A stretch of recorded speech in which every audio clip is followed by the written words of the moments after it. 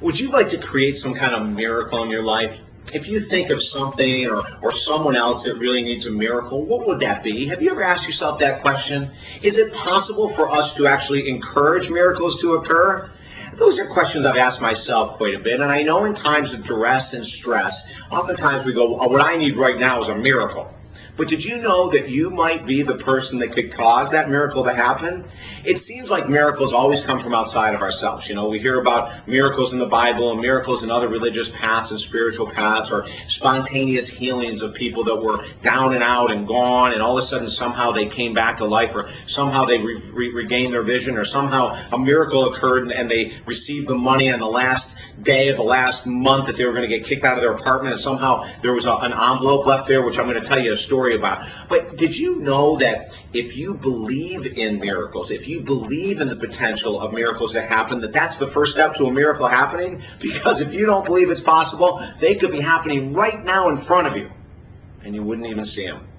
The first miracle I'm going to tell you is a personal one I had. I had injured my knee and went through an MRI and found all kinds of internal damage in the knee, and the only way to fix it was to have surgery. And so I saw the MRI, I saw the images that came out of it, and it was really messed up. I was in immense pain. I couldn't take pain medication because of the work I do as a consultant, so I was hobbling and hobbling and hobbling, and the very soon as I could get in with the surgeon I wanted to work with was like 8 weeks away. I didn't know how I was going to make it. I decided at about week 3. Now, I couldn't exercise, and that was a big part of my stress management. I could barely sleep because I was tossing and turning, and the knee was just in all kinds of pain.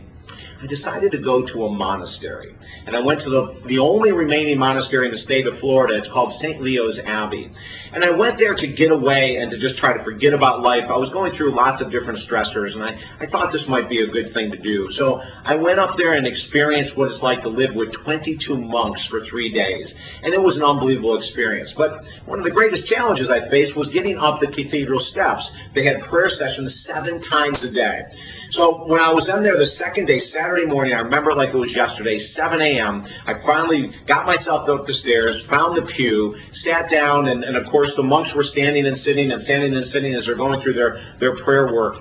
And I decided to sit, and I put my hands on my knees. And I just did this really simple prayer. I said, God, I don't know if you're able to relieve even 10 or 20 or 30% of this pain, but it is absolutely killing me right now. And if you could help me, I would so appreciate it. And with that, I took my hands off my knees and went about through the rest of the session. Hobbled down to breakfast, went to the noon one, hobbled down, went to the 2 p.m. prayer service, and then my friend that I was with decided that we were going to go across the road to look at these beautiful, beautiful statues that were across the road. So all of a sudden I noticed as I'm walking across this busy intersection that my knee didn't hurt as much. And I thought, wow, that's weird, but I'm not going to say anything because I don't want to jinx it. So came back and went to the 4 o'clock, the 6 o'clock, and the 8 o'clock prayer session. As I was walking towards this little bedroom that I was staying in that night at the monastery, I could feel my knee was actually loosening up. And I didn't want to say anything because I was afraid I was going to jinx it.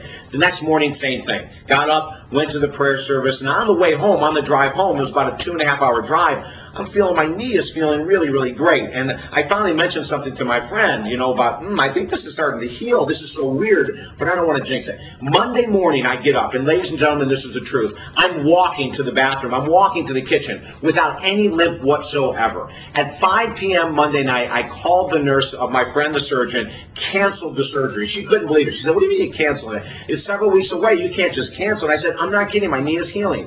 Within a couple weeks, I'm walking without a limp. About a month later, I'm on the stationary bike at an immense level of intensity. And then I got this brace, this incredible brace. And before you know it, I'm out running again 1 to 2 days a week.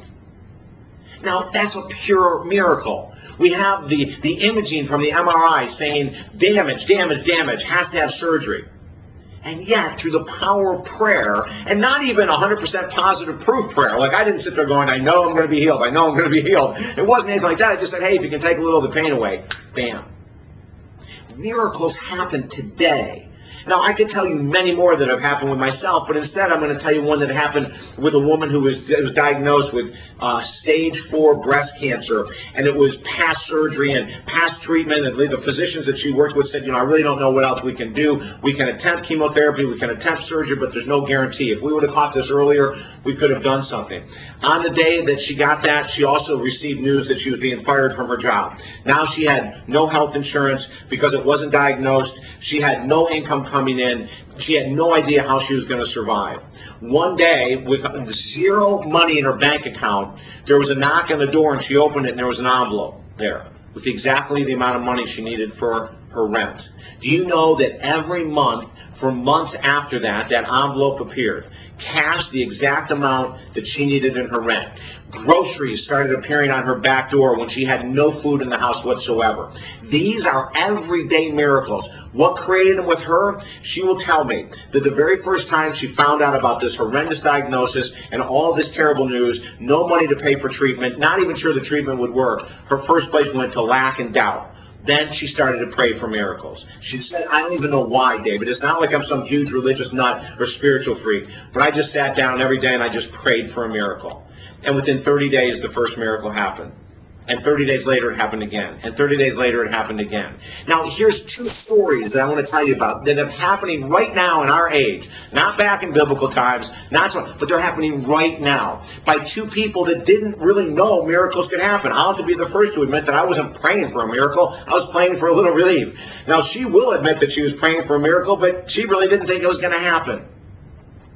What do you want in your life? What do you want to see changed? Why don't you try praying for that? Why don't you try getting a vision in your mind and just asking for a little help? Like instead of praying for the lottery, which is really great, and if you want to pray for it, pray for it. But what about praying for your needs to be met? What about praying for a relief of pain or some type of financial incentive where that you can go out and work and make the money you need? What about praying for your child to go through this grade and to work through the problems that they're having with their temper or whatever? What about just getting involved with that power? Ask for miracles. Expect them in any way that they come. Don't get hung up in if they don't come. Go, this doesn't work.